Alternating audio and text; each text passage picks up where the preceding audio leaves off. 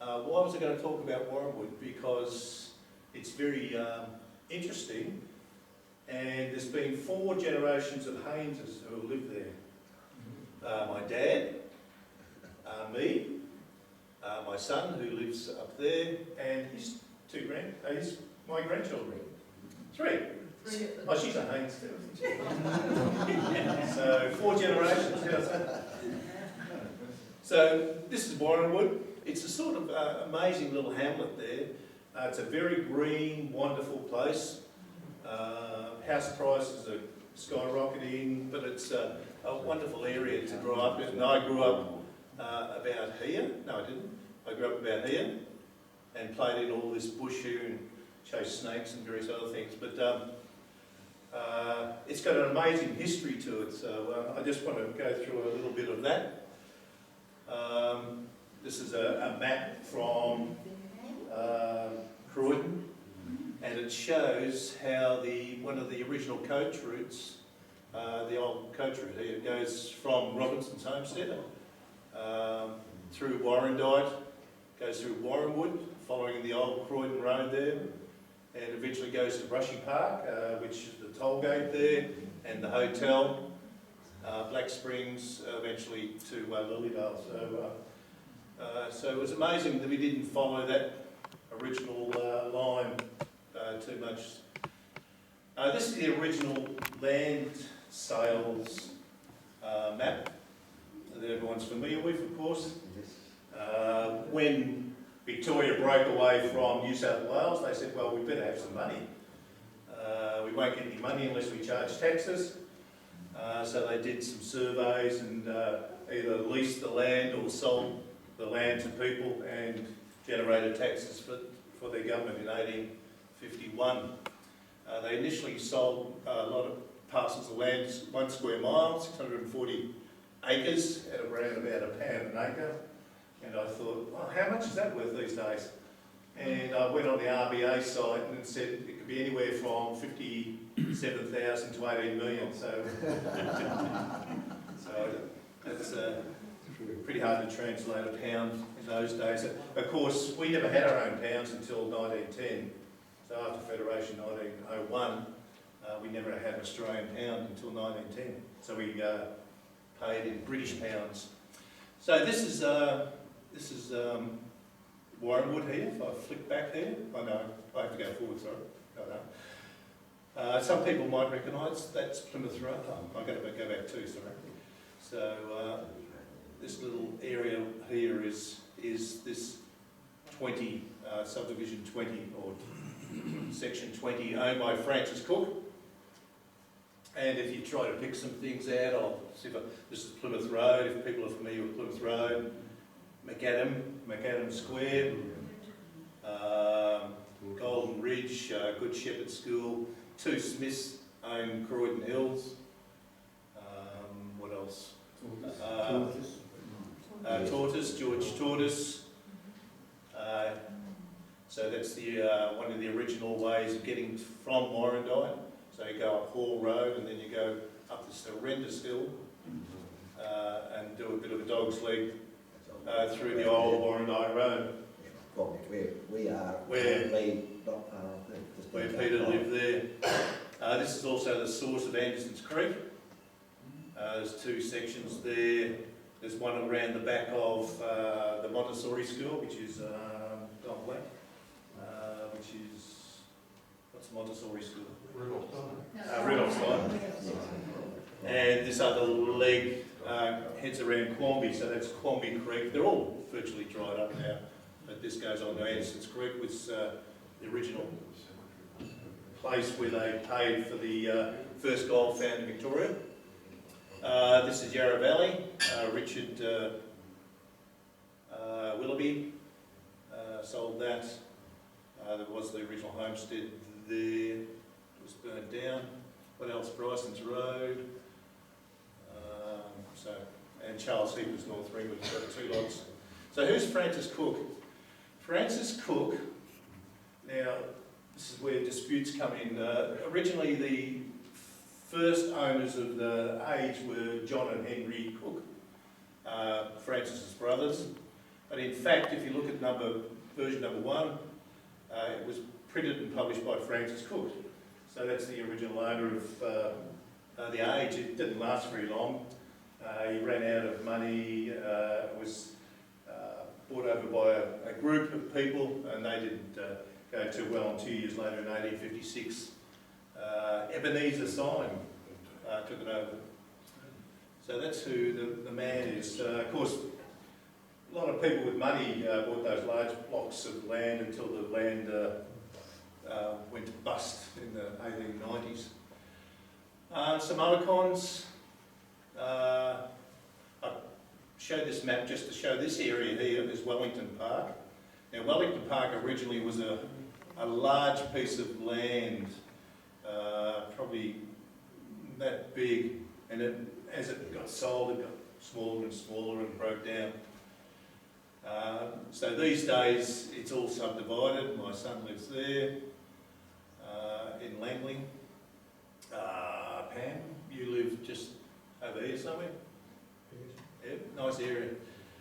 Warranwood School, originally South Warranwood School, kept the number. And Bryson's Road, as I mentioned before. So Wellington Park, this is the original homestead of Wellington Park, 1889, owned by Judy Carter Godfrey Downs Carter, I believe, not a relative of Richard. It was originally called Willara. It was burnt down in 1939 fire, so these fires went right through Warranwood, totally destroyed Warranwood, and came as far as Warranwood. It was changed to that name, Wellington Park, in 1940s, and I won't go too much into that detail.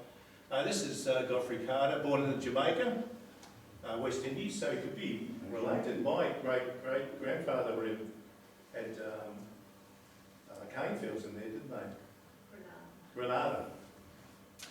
He was mayor of Melbourne, MLA, owned a liquor business and a pub, so they basically saw these as country estates, so it's quite amazing.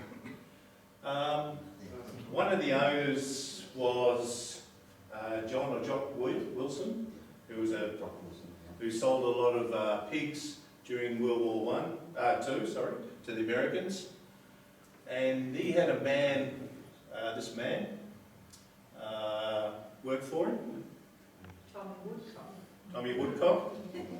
And Tommy Woodcock worked there from during the war, from about 1942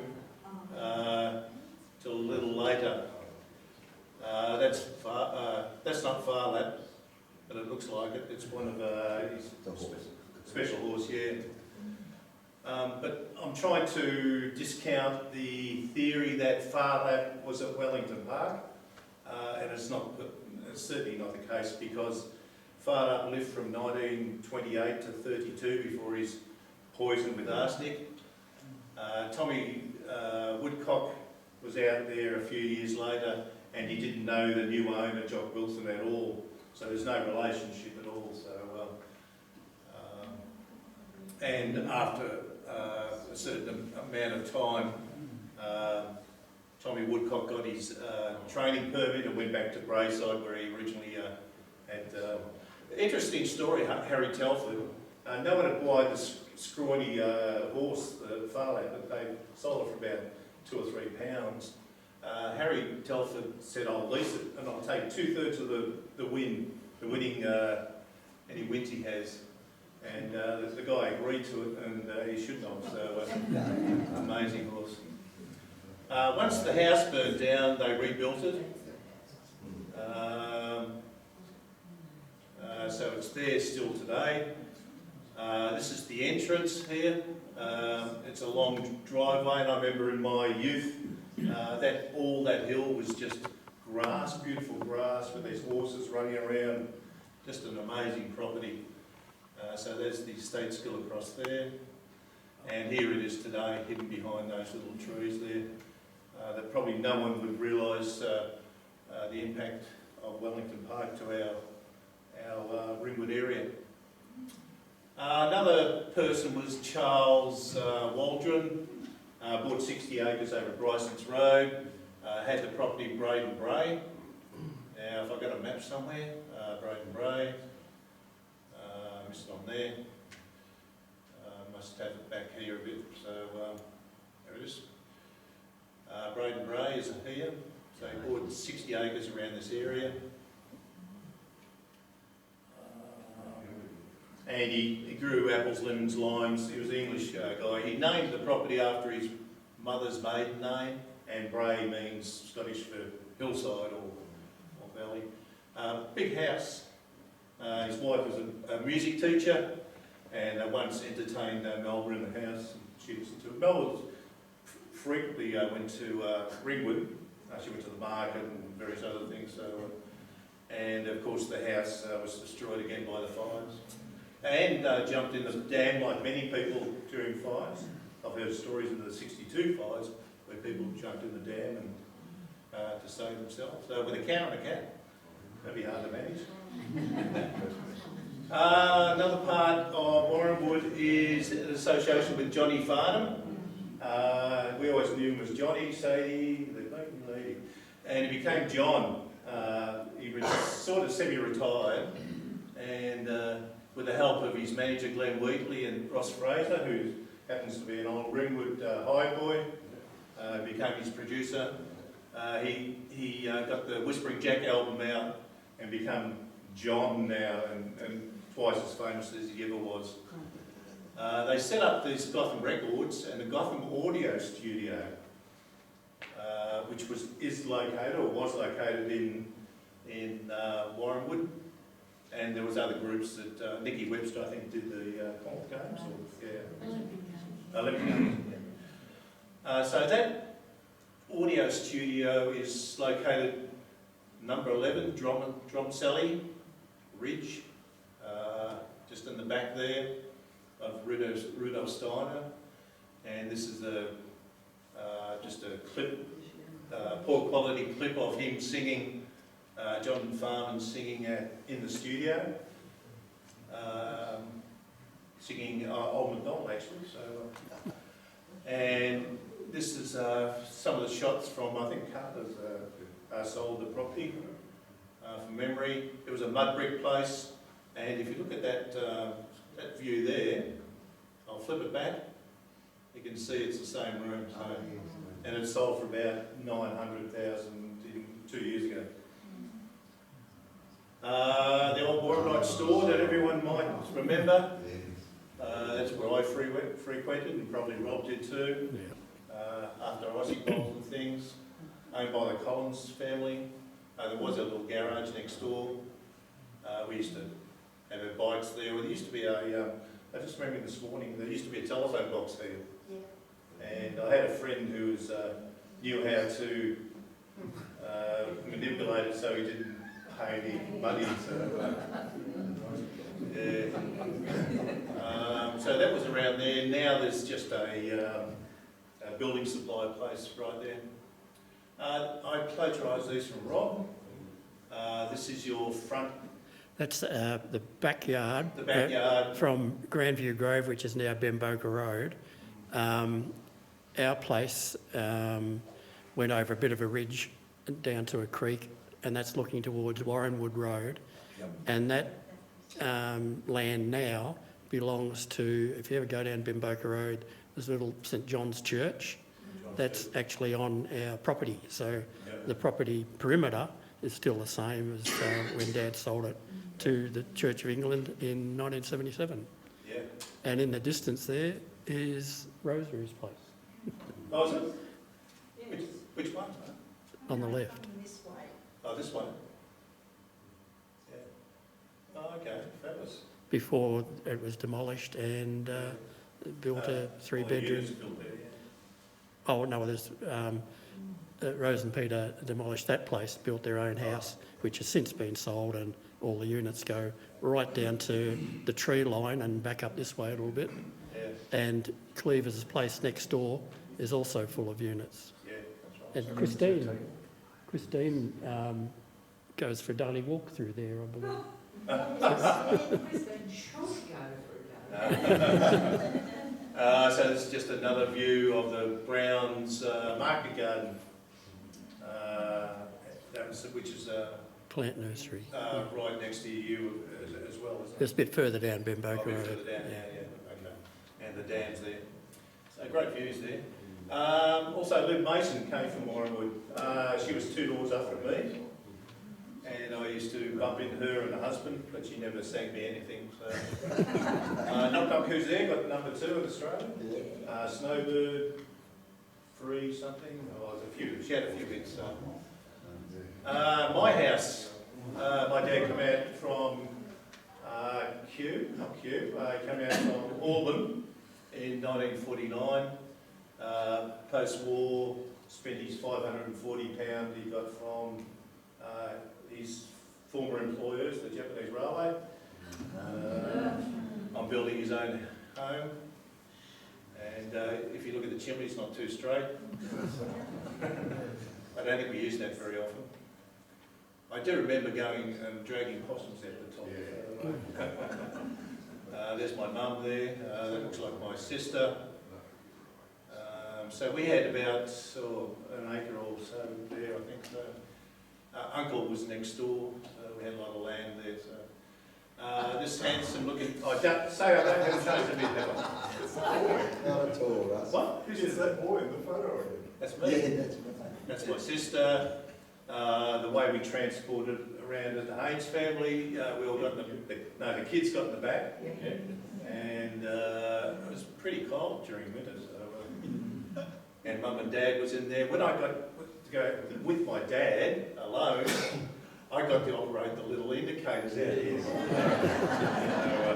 fabulous work. So. I've still got those clothes. So. That's me again. Looking very Dennis the Menace. So this is our garage.